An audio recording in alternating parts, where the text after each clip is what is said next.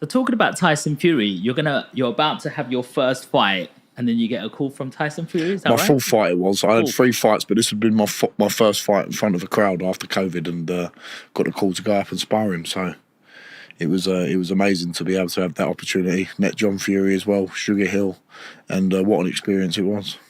What a big human being Tyson Fury Massive. is. Like, his hands are like massive. Like, what's it like going up sparring against? Like, how much power do you release when you're sparring a guy like that? You go all out every spar, really. Like, you're not going to hold your power back. You might hold back the intensity sometimes in terms of how, like, sometimes you spar people with less experience than you, and you might catch them and then back off. But sometimes the spars are very heated. I've had many heated spars with my good friend Joe Joyce.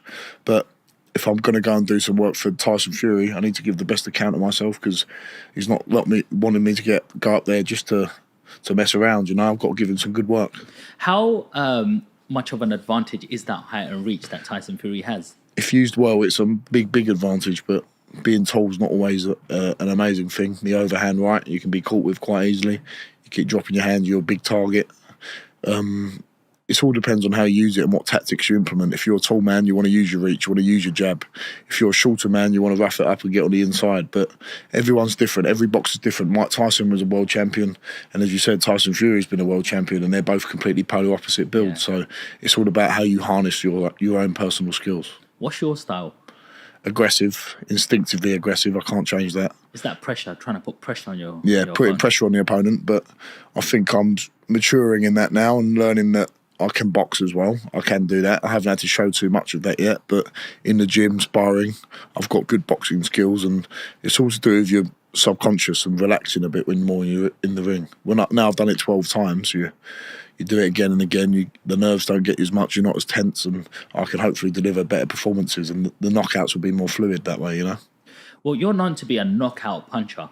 11 knockouts out of 12 fights. That's a pretty solid record so far already.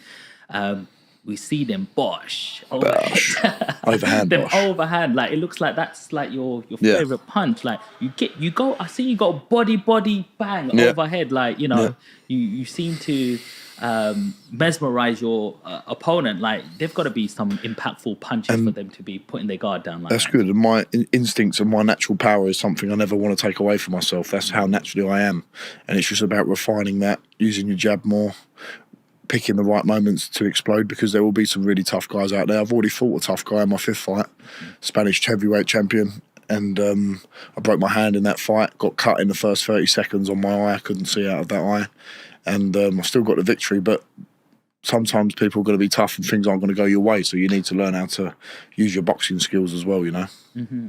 Let's talk about some of your fights, being that we're on that topic. So when you fought Musil, Dominic Musil, from the Czech Republic. I fought him round 1, 29th of October 2022.